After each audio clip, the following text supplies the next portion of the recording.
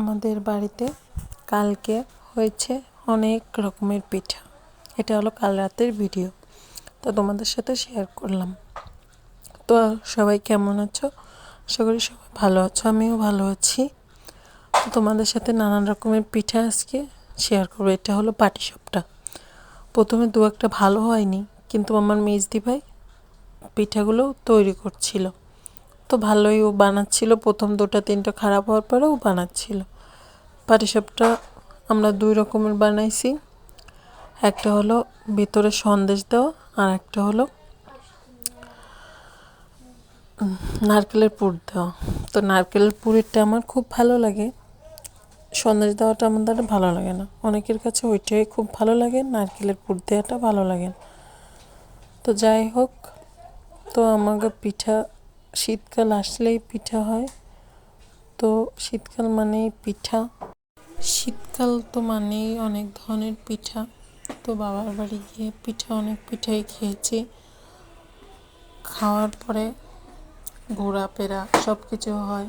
বাবার বাড়ি মানেই তো খাওয়া দাওয়া, তাই না? তো খাওয়া দাওয়া তো বেশি ভালো হয়েছে। সবাই ছিল, আমরা সবাই ছিলাম। শুধু একটা মানুষকে বেশি মিস করতেছিলাম এই দিনটা, কিন্তু কিছুই করার নেই। তার নামটাই তোমাদের নাই বললাম, খারাপ লাগার বিষয়টা। যাই তোমাদের সাথে শেয়ার করি। এটা হলো হাঁসের মাংস।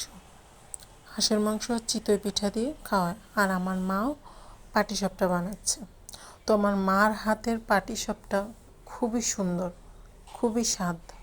তো মা যদি বানায় তাহলে তো বেশি একটু স্বাদ লাগবে। মা মানেই তো অনেক কিছু, তাই না?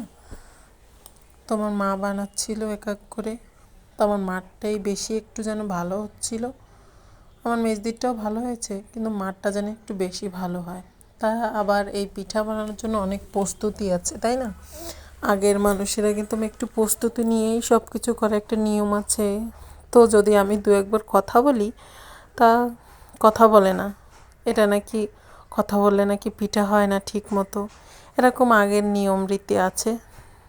যাই যাচ্ছা, এটা একটা পার্সোনাল ব্যাপার। সে এইটা মানে তো মানে, আর যে মানে না তো মানে না। তো আমাদের পাটিসাপটা অনেকগুলো হয়েছে, আর এবার হবে এলো তেলে ভাজা পিঠা।